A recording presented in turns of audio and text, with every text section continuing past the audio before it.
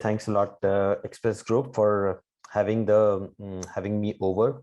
It's a tough act to follow after these very interesting sessions over the last couple of days, but I'll try to make maximum use of the next 15-20 minutes that I have on a topic which is very close to my heart. And so the topic that I've chosen here is something that we all kind of know about, but we end up focusing on the wrong direction, and that's the distinction between data security and infrastructure security.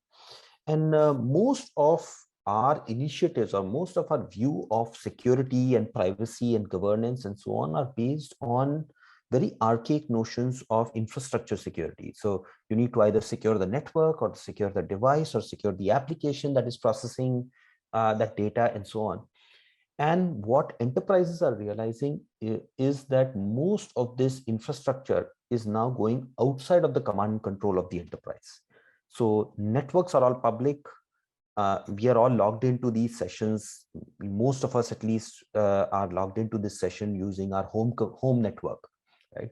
Devices are all becoming personal, which means that people use all kinds of devices, personal phones, iPads, and personal computers to do office work. And then applications are moving to the cloud. So the applications which up till now had belonged to the enterprise, so the enterprise could kind of peek under the hood, see what's inside the application and so on. Now that luxury doesn't exist, as most of the applications move to the cloud. So most of the security initiatives have focused on one or more than one of these three objectives, which is either secure the network or the device or the application, right? And none of this means anything to the actual objective which we want to achieve, which is data security, because data is going outside of every network, outside of every device, and outside of every application that you can think of, right? So a very typical enterprise use case is that there's an enterprise, it's using a bunch of cloud services out there, but then data is going outside, for example, to third parties which are forced to sign non-disclosure agreements. It is going to contractors, right? And which might be subject to periodic vendor audits. There are people, the employees are working outside, from home, from airports and hotels and so on. And of course, there are personal devices that are coming and doing work on behalf of the are being used to do official work, right? Now, for an enterprise to really protect data, what the enterprise security team has to do is that it has to chase this data wherever it goes, right? So because the data is going to the cloud, it needs to secure the cloud. Because the data is going to a personal mobile device, it needs to secure the mobile device, and so on, right? So the reason that infrastructure needs to be secured is only because data is residing in that infrastructure, or data is going over that infrastructure. It might be a network or a device and so on. But nobody really cares about the security of the infrastructure. The only thing that we care about, or we should care about, is security of the data. And that distinction sometimes gets lost as we start focusing non-linearly on security of the network or the application and so on, right? And really, then that's if you step back from all of this and ask ourselves the question that how do I protect data when I don't control the device, I don't control the network, and I don't control the applications which are on the cloud? The simple answer that we get is that the only real way to protect data is to focus all the security, privacy, and compliance initiatives on data itself. And it looks like a very obvious statement, right? If you have to protect data, you have to protect data. I mean, that doesn't really mean anything, but it is very relevant in this case, because what we have all been doing is to protect data. We've been trying to protect the infrastructure, right? And that is a impossible to achieve goal, because infrastructure is moving away from the command and control of the enterprise or the organizations, right? Now, if you step aside on the security track a little bit and focus more and more on compliance and privacy compliance specifically, right? Notice that there is the D in the Personal Data Protection Act, or the Personal Data Protection Bill. It stands for data. So the regulatory agencies government, people, when they are worried about privacy, they are not worried about the privacy or security or protection of the devices or the network or the application. It is all about the data, right?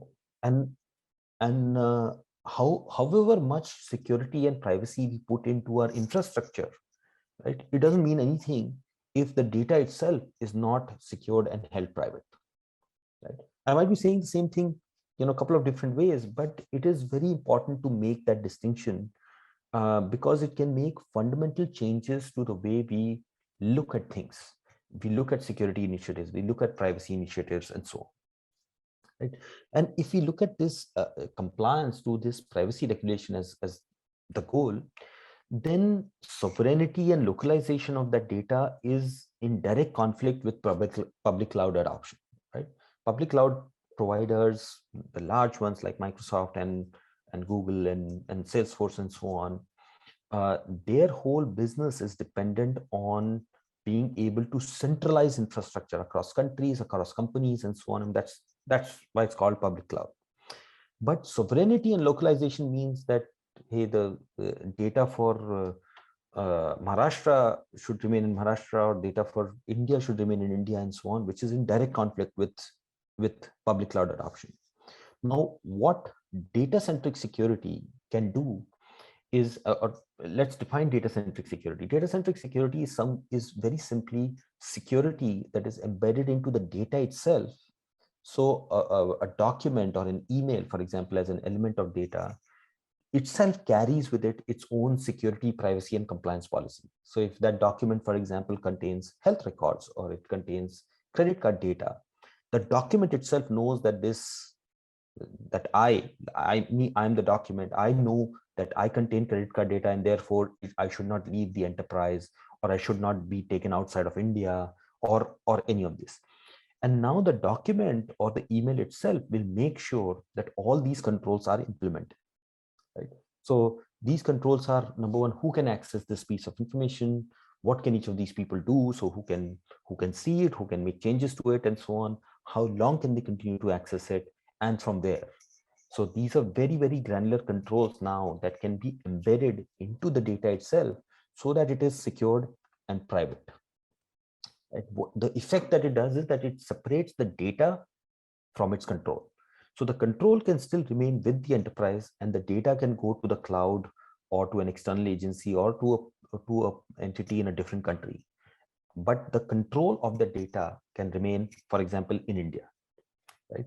So this conflict between sovereignty and localization and public cloud can be resolved by separating data from its control. So the data can go to the public cloud. It can be on a OneDrive folder, for example, or on Salesforce and so on. But the control of that data can remain with the enterprise, wherever the enterprise is. Okay. Now, one thing is compliance, but the second and equally difficult task is proving compliance. So even if an enterprise is compliant with a privacy regulation or any mandate, internal or external, being compliant is necessary but not sufficient. Proving compliance or non-repudiation is what is required over and beyond compliance itself. And over here, again, data-centric security can come in and help, because now privacy compliance is also built into the data. And a quick screenshot of this is you'll see on the screen, where an individual piece of data, like a document, for example, exactly what has happened to this document through this life cycle, right? It was created, it was opened by somebody, it was attempted to be printed by somebody else, and so on. All of this forensic information now can be centralized. And this information is not worrying about what device or what network or what application. It is just worried about the data and what's happening to it. So, and a couple of more examples could be, and using this very granular data, there can be very interesting compliance frameworks that can be drawn, right? So for example, if high risk activities which could lead to non-compliance have to be monitored or detected or demonstrated, then those high risk activities can be flagged, and very interesting analytics can be done on those high risk activities. So the whole promise of data-centric security is to take all security tenets that have been there in networks and devices and applications and so on, and to take that and embed that into data itself. And what that does is that it allows the data to now move freely, because the data carries with it its own security, privacy, and compliance policies. So just going back up one slide here, a good example of this could be that elements of data which contain personally identifiable information. Let's say a customer is signing up to open a bank account. Now that person, the person who's the customer of the bank, can now govern himself or herself what exactly should happen to his or her data. And at one point of time, if the relationship with the bank ends, then that same personally identifiable information can be remotely destructed. So irrespective of where that data is, it can be remotely destructed, so that the right to forget, I mean, as it's incorporated in GDPR, but equivalent mandates are coming up in other privacy regulations. All of those mandates can be complied to, because now the control of the data is separate from the data itself. And there are numerous examples here of enterprises being able to enable work from home without breaching privacy compliance, or enable external collaboration. So when pieces of information have to be sent to vendors or contractors or other external agencies, lawyers, auditors, and so on, this information can now be sent freely, but the control of that information can still be retained, so that at the end of a project, for example, or all data sent to the fabricator is remotely deleted, or at the end of the payroll being processed, data sent to the payroll processor can be remotely destructed, and so on. Right? This is a very powerful data-centric security. Is really the new age security, which allows data to flow freely, but still make sure that it remains compliant to privacy regulations and of course security mandates of the enterprise. Right? In the limited time that I had, I thought it'll be good for me to introduce something which has been in some sense around. I mean, data-centric security is not a particularly new topic. Elements of this, like encryption, for example, as a technology, has been around for decades now. But really in the last couple of years, because of these conflicting goals of, for example, public cloud adoption and data localization and sovereignty and so on, data-centric security has really become the only option for enterprises to meet these conflicting goals. I need to share or I need to collaborate, but I still need to make sure that the data is held private and so on. Right. A little bit about the company, and I don't know if we'll have time for questions in this session, but what this achieves, data-centric security or data-centric privacy achieves, is that, going back to the same example, the same enterprise using some internal applications and cloud applications also, now whatever data is being taken out of this cloud application is now first protected, and then it can go out, so that when this data goes to a partner, it still contains the security and privacy policies of the enterprise. Right? Similarly, design sent to a contractor or internal employee using a public a personal computer or a personal mobile device, wherever that data goes, that data now has privacy regulation built into the data itself, security mandates, privacy regulations built into the data itself, so that if an enterprise 10 days later decides that, hey, this contractor shouldn't have this information, or the personally identifiable information sent to the payroll processor shouldn't be with the payroll processor, right? This data can now be remote controlled and remotely destructed also. So you can actually send in the simplest example, an Excel sheet over email, and then 3 days later you press a button and that email with that Excel sheet effectively vanishes from that contractor's systems. And irrespective of how many times it has been forwarded or copied and so on, all copies of it will follow the same security and privacy policies as defined by the enterprise.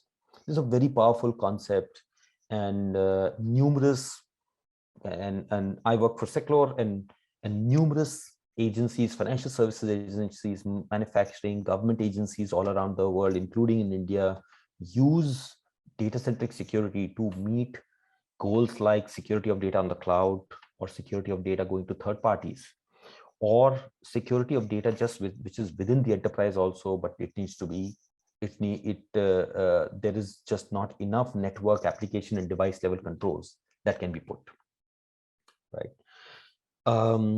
Yeah, I think that's about all we had time for. Yeah, just a minute left. At Seclore, we've helped thousands of enterprises implement data-centric security technologies in their various initiatives, security and privacy primarily. And if there is interest, please have a look at our website, seclore.com.